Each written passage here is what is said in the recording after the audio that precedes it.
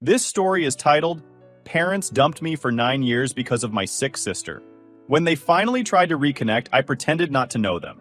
Hey everyone, we put a lot of time and effort into finding these stories to keep bringing you the best content.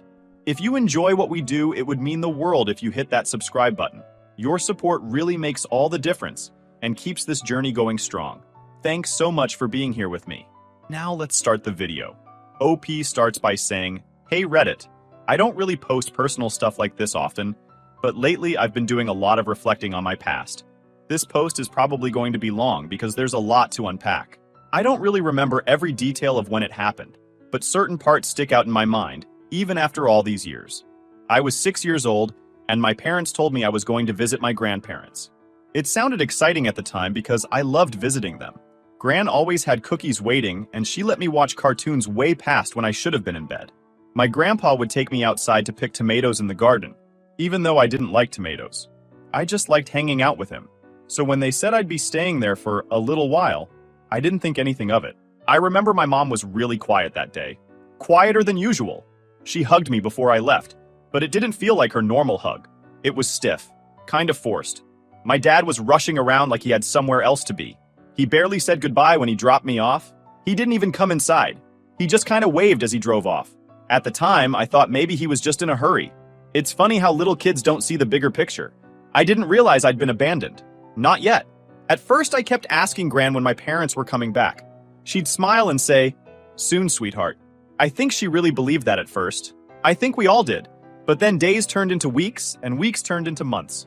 Gran eventually stopped giving me answers. She just looked sad whenever I asked. Grandpa, who was usually so cheerful, started shaking his head and muttering under his breath whenever my parents came up. The real explanation came from my uncle. My uncle is my dad's younger brother, and he's always been the kind of person who tells it like it is. No sugarcoating. I was playing in the backyard when he came over one day. He sat me down on the swing set and told me, as gently as he could, that my parents weren't coming back. Not for a while, anyway. They think it's best for you to stay here, he said. I didn't understand. Why would it be best for me to stay here? Why weren't they coming back? He tried to explain that my sister was sick, and that my parents needed to focus on taking care of her. Even at 6, I knew that didn't feel right. Why couldn't they take care of both of us? Why couldn't I go back home? He didn't have answers for that, and I could tell he was mad at my parents, though he didn't say it outright. I remember crying that night. Not just crying, but sobbing. Like the kind of crying where you can't breathe. Gran sat with me on the couch and rocked me back and forth like I was a baby again. She didn't say much. She just let me cry it out. I think that's when it really hit me that they weren't coming back for me. Life with Gran and Grandpa wasn't bad, though. They were loving and kind, and they tried to give me as much stability as they could, but they were also old and tired. I think it was a lot for them to suddenly have a little kid to take care of. That's where my uncle and aunt stepped in. My uncle, who didn't have kids of his own, started coming over more often. At first, he'd just help out, fixing stuff around the house, mowing the lawn, and taking me out to get ice cream when he could tell I needed cheering up. But after a while, it became clear that my grandparents couldn't keep up with me full time. So my uncle and his wife offered to take me in. I didn't want to leave Gran and Grandpa, but they sat me down one evening and explained that it was for the best. You'll still see us all the time, Gran promised. And she was right. They only lived a few blocks away from my uncle, so I saw them almost every day. Living with my uncle and aunt was an adjustment at first. I was used to my grandparents' slower pace, and suddenly I was in a house with younger adults who had a completely different vibe. They were stricter in some ways. Bedtimes were actually enforced, but they were also more energetic. My uncle would play catch with me in the yard, and my aunt would bake cookies with me and let me decorate them, even though I was terrible at it. I started calling them Mom and Dad when I was around 8. It just kind of happened naturally. They never asked me to. They said I could call them whatever I wanted, but after a while, it just felt right. They were the ones who tucked me in at night, helped me with my homework, and came to my school events. The whole time, my bio parents were ghosts. I'd call them sometimes, but they wouldn't pick up. I'd send letters, but they wouldn't write back. Every now and then, Gran would get an update about my sister through one of her church friends, and that was the only way I ever knew what was going on with them. One time, when I was about 8 or 9, they did visit. I don't even remember why. Maybe they felt guilty, or maybe they just wanted to check the box of seeing their son. Whatever the reason, it was awkward. They acted like they didn't know what to say to me, and I didn't know what to say to them either. I was shy around them, like they were strangers. And honestly, that's what they felt like. They didn't stay long. I think the whole visit lasted an hour, tops. After they left, my uncle hugged me and said, "You don't need to worry about them, okay? You've got you." And that's when I decided that he was my real dad. My bio parents might have brought me into the world, but they weren't the ones raising me. Looking back, that drop-off at my grandparents' house was probably the most defining moment of my childhood. It's the moment my life split in two. The life I thought I'd have with my bio parents, and the life I ended up having with my uncle and aunt. I'm grateful for them every single day, but I'd be lying if I said that abandonment didn't leave some scars. By the time I was about 9, I had stopped asking about my bio parents as much. Not because I didn't care, I mean, they were my parents, right? But because asking never led to anything. I'd bring them up, and my grandparents would just get quiet. My uncle and aunt, though they tried to stay neutral, couldn't hide their frustration either. I guess I just got tired of the same non-answers. At first, I still tried to reach out to them. I'd send letters with little updates about school, like, "I got a gold star on my spelling test," or, "We're learning about dinosaurs," and T-Rex is my favorite. Looking back, they were probably the kind of things a little kid would think their parents would love to hear. But they never wrote back. Not once. I'd sit by the mailbox for days after sending something, hoping maybe this time they'd reply. Eventually, I just stopped waiting. When I was around 10, I had this old flip phone my uncle gave me. It didn't have games or anything cool on it, just basic calling and texting. But I loved it because it made me feel grown up. I used to call my parents sometimes, thinking maybe they'd pick up if it was their big boy son calling. They didn't. Not once. I left voicemails sometimes, but they never called back. One time I even asked Gran if maybe they'd lost my number or forgot where we lived. She just gave me this sad little smile and said, "Sweetheart, they know how to find you if they want to." I don't know why, but that hit me hard. The idea that they could call or visit anytime they wanted but just didn't? That was a tough pill to swallow. I think what really made me stop trying was this one visit when I was around 11. It was their first visit in years, and I got so excited when I heard they were coming. I cleaned my room, brushed my hair extra nice, and even put on this stupid button-up shirt my aunt said made me look handsome. When they showed up, though, it was like they barely knew me. They acted polite, like how you might act around a coworker's kid or something, but not like parents. My mom brought me this generic toy truck, and my dad just kind of sat there awkwardly, asking questions like, "So, how's school?" It felt weird, like they were strangers. I wanted to yell at them. "I'm your son. Why don't you know me?" But I didn't. I just sat there and gave short answers until they left. After that, I told my uncle I didn't want to see them anymore. He didn't push me on it, just said, "That's your choice, buddy. We'll support you no matter what." I stopped calling them, stopped writing, and honestly, they didn't even notice. The silence between us wasn't just me cutting them off, it was mutual. By the time I was 12, I decided I was done. No more reaching out, no more waiting for them to show up. I was over it. If they wanted me in their life, they'd have to prove it. Spoiler alert, they didn't. What made it easier to let go was how much my aunt and uncle stepped up. They didn't just take care of me, they parented me. My uncle went to every parent-teacher conference, even the boring ones where the teacher just said, "He's doing fine." My aunt would stay up late with me when I had a project due the next day, even though I'd procrastinated until the last minute. One summer, they even took me to Disneyland. I didn't really think much about it at the time, but looking back, I realized how much they saved up for that trip. We weren't rich or anything, but they wanted me to have that experience. My uncle even went on Space Mountain with me, even though he hates roller coasters. That's the kind of people they are. Meanwhile, my bio parents were basically ghosts. I didn't hear from them at all after that awkward visit. Gran mentioned them once in a while, like, "Your mom asked how you were doing," but it felt so hollow. If she cared, why didn't she ask me directly? It's not like my phone number changed. The last real update I got about them was when my sister got worse. Gran told me in passing that they'd moved to be closer to a hospital that specialized in her illness. I felt bad for my sister. I really did. But I also felt this resentment bubbling up. They could uproot their whole lives for her, but they couldn't pick up the phone to check on me? I tried not to let it get to me too much. My life with my uncle and aunt was good, stable. They made sure I had everything I needed, and they were always there for me, even when I didn't realize I needed them.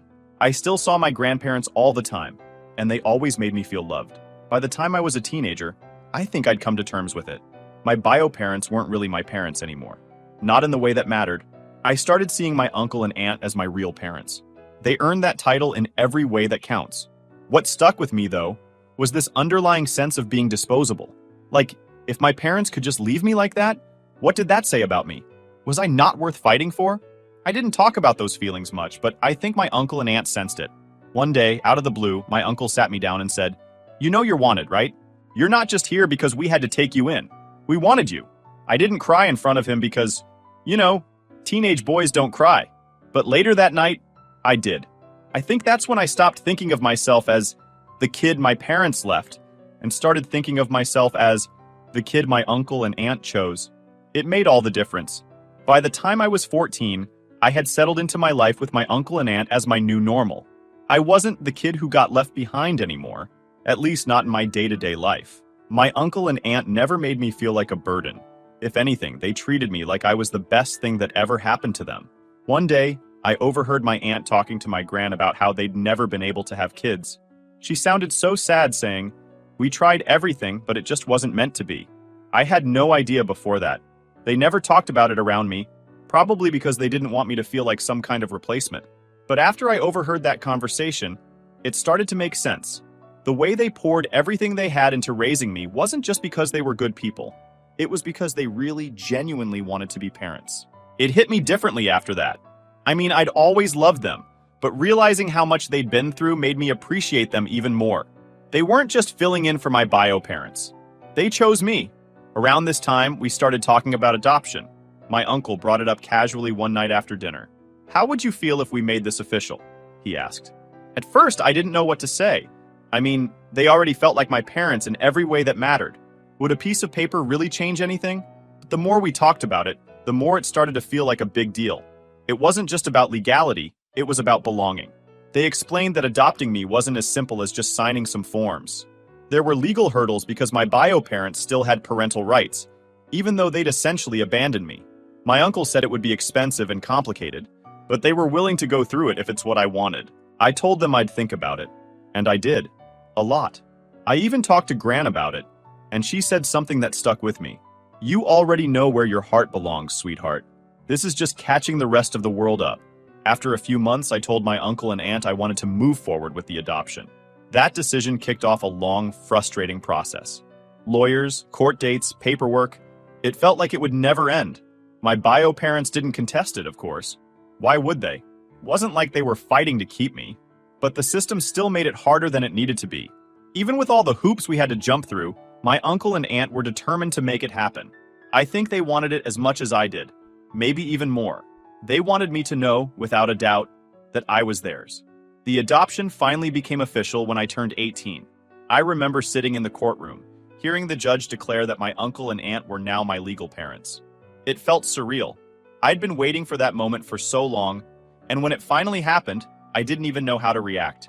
My uncle hugged me afterward, and I could tell he was holding back tears. "We've always been your family," he said. "This just makes it official." That night, we celebrated with dinner at my favorite pizza place. It wasn't a fancy celebration, but it felt perfect. My aunt kept calling me her miracle kid, and my uncle said, "You were just misrouted by the stork at first, but we found you." Looking back, that moment stands out as one of the happiest days of my life. Not because the adoption changed how we felt about each other, it didn't, but because it erased any lingering doubt I had about where I belonged. The adoption also changed how I thought about my bio parents. For years, I'd been carrying this weight of not being wanted. But that day, it finally hit me that their rejection didn't define me. My uncle and aunt's love did. I started calling them mom and dad full time after that. It wasn't something we discussed or decided, it just happened naturally. They didn't say anything about it the first time I did, but I saw the way my aunt's face lit up when I said, "Thanks, Mom," as she handed me a plate of food. The adoption also marked the beginning of me fully letting go of my bio parents. Before that, I think a small part of me was still holding out hope that they'd come back, that they'd apologize, that they'd somehow make up for all the years they'd been gone. But after the adoption, I realized I didn't need that anymore. I already had everything I needed. Around this time, I started college. My new parents, it still feels weird calling them that even now, were my biggest cheerleaders. They helped me fill out my FAFSA, drove me to campus tours, and even bought me a new laptop as a graduation gift. When I moved into my dorm, my aunt cried, and my uncle pretended not to. College was a fresh start in a lot of ways. For the first time, I was surrounded by people who didn't know anything about my past. I didn't have to explain why I didn't talk to my bio parents, or why I called my uncle and aunt mom and dad. I could just be me. Of course, I still went home for holidays and long weekends. Every time I walked through the door, my mom, my aunt, but now officially mom, would have cookies waiting, and my dad, my uncle, would ask me about every single detail of my classes. They made sure I knew that no matter where I went or what I did, I always had a place with them. In a weird way, I think being adopted at 18 meant more to me than if it had happened when I was younger. By then, I fully understood what it meant. It wasn't just about being taken in, it was about being chosen. My uncle and aunt didn't just take care of me out of obligation, they went out of their way to make me part of their family. That's something my bio parents never did. I was 20 when my sister passed away. It was late November, right after Thanksgiving. I hadn't seen or spoken to her in years, so hearing the news hit me in a way I wasn't expecting. I didn't cry, but it was like a weight settled in my chest that I couldn't shake. Gran was the one who told me. She called one evening and said, "Sweetheart, I need to tell you something.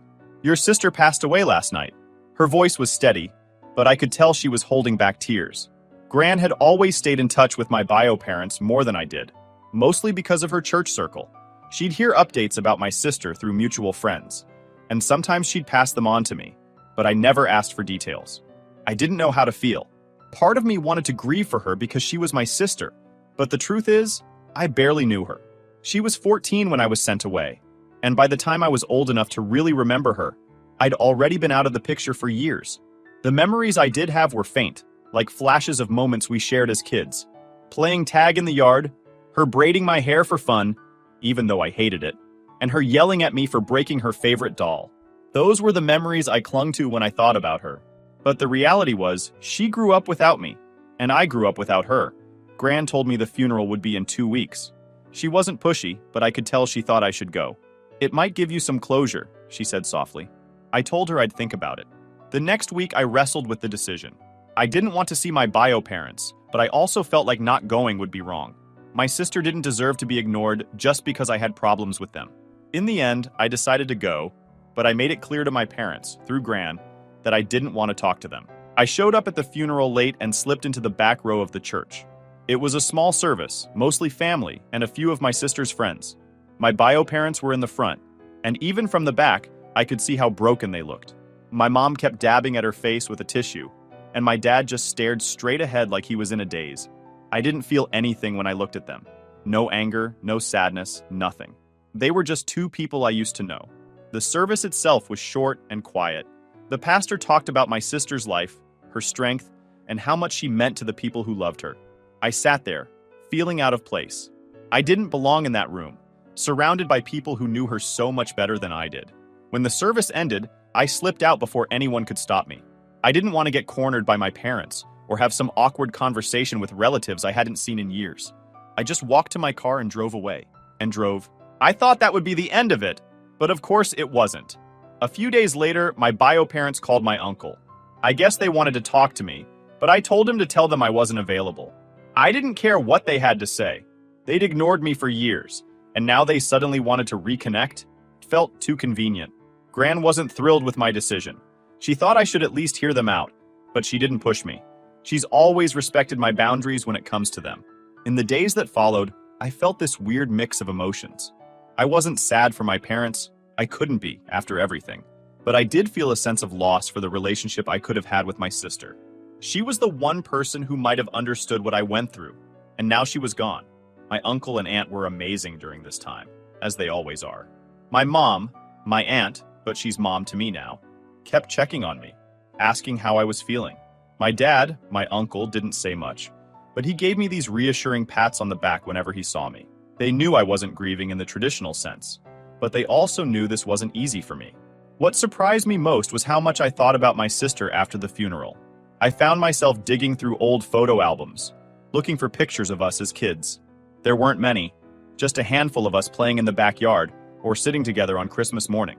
But those few pictures felt precious, like proof that we'd once been a real family, even if it was only for a little while. I also thought a lot about the life she must have had. Gran had told me bits and pieces over the years. My sister was strong, kind, and loved by everyone who knew her. She fought her illness with everything she had, and I respected her for that. But I also couldn't help but wonder if she ever missed me. Did she think about the little brother who got sent away? Did she feel guilty, even though none of it was her fault? I'll never know, and that's the hardest part. In the weeks after the funeral, my bio parents tried to reach out again. They sent a card through Gran, saying they wanted to talk. I didn't respond. I wasn't ready, if I'd ever be ready. The funeral didn't bring me closure, at least not the way Gran had hoped. If anything, it just brought up more questions. But it also solidified something for me. My parents and I were strangers now. They might have given me life, but they weren't my family. My family was the people who stood by me, who raised me, who loved me without conditions.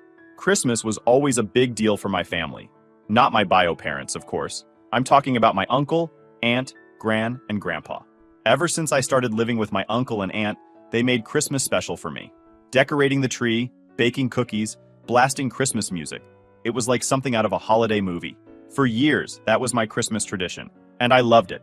This past Christmas felt a little different, though. It was the first one after my sister's funeral, and while I hadn't been close to her, the absence of her presence in the background of my life felt strange. My bio parents had tried to reach out to me a few times since the funeral, but I'd ignored every attempt. I figured they'd get the hint eventually. That night, I went to midnight mass with Gran, which was something we always did together. My aunt and uncle didn't usually come. They weren't really church people, but Gran loved the tradition, and I liked spending that time with her. It was one of those quiet moments where everything feels peaceful, and for a while it felt like the weight of everything that had happened was lifted off my shoulders. That peace didn't last long. About halfway through the service, I felt someone sit down behind us. At first, I didn't think much of it, but then I caught a whiff of my mom's perfume. It's funny how smells can trigger memories. For a second, I was a little kid again, sitting on her lap while she read me a story. But that memory was quickly replaced by anger. What were they doing here? I didn't turn around. I didn't want to see them, and I definitely didn't want to talk to them. I focused on the service, but I could feel their presence behind me the entire time.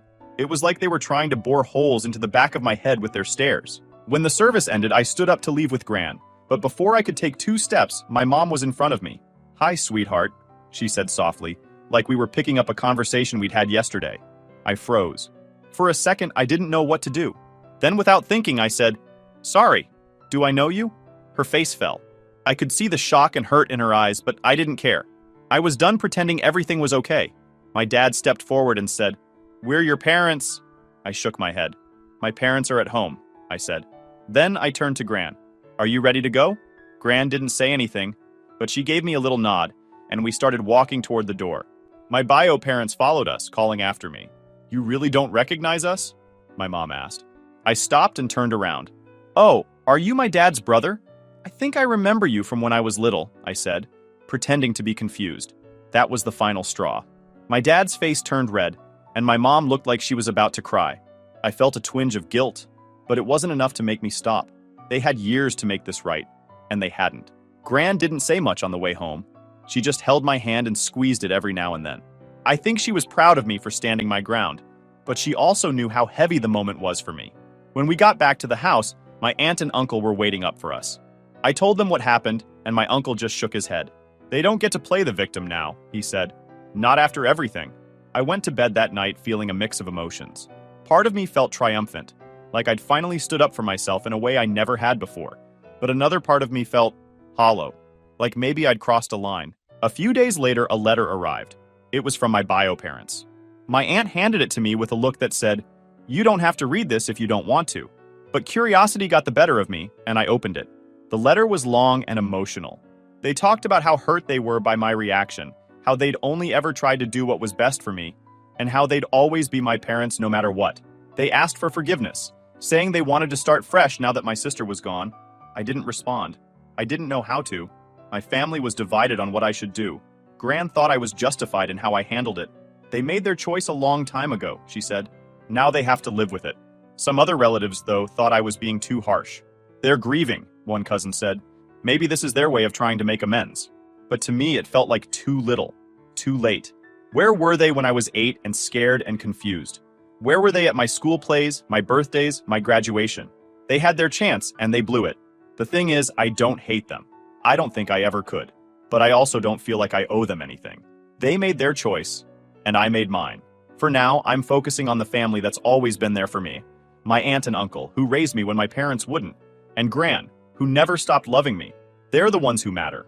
After Christmas, things went back to normal, or as normal as they could be.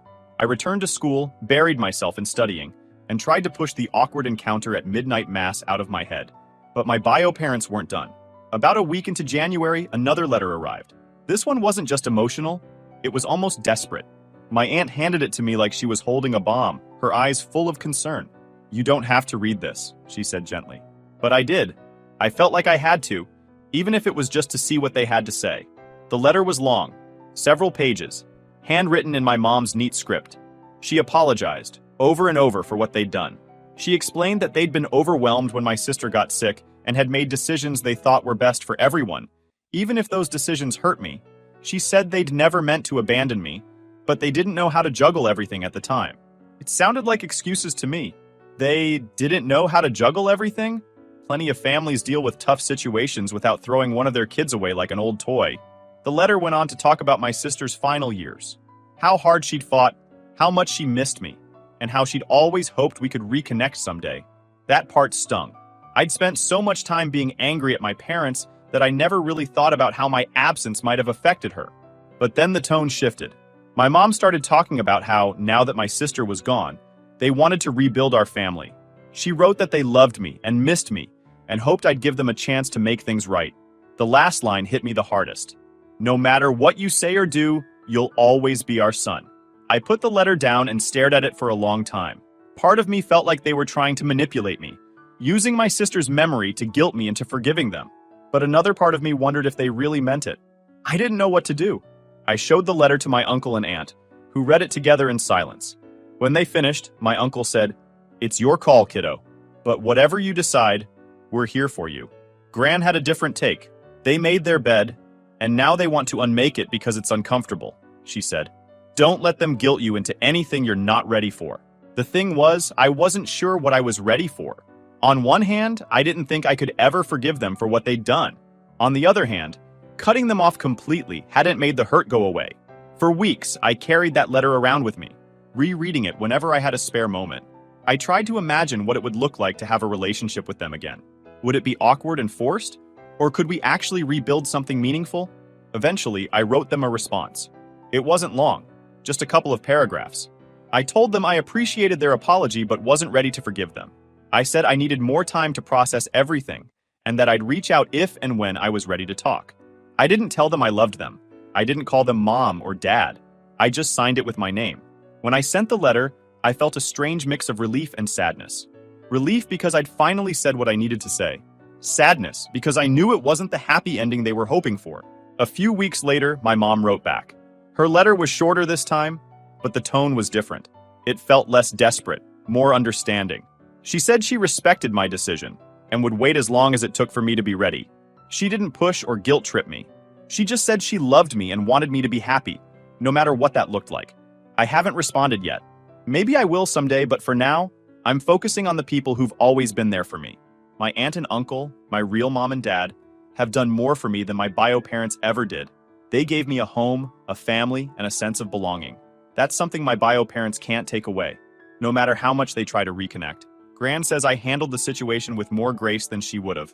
"You're a better person than me, sweetheart," she said with a little laugh. I would have told them where to stick it. Maybe she's right. Maybe I am too soft. But I like to think that setting boundaries while leaving the door open just a crack isn't weakness. It's me taking control of the situation on my own terms. For now, I'm at peace with where things stand.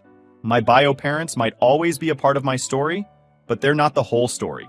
The family that raised me, loved me, and chose me, that's my real family. And that's all I need.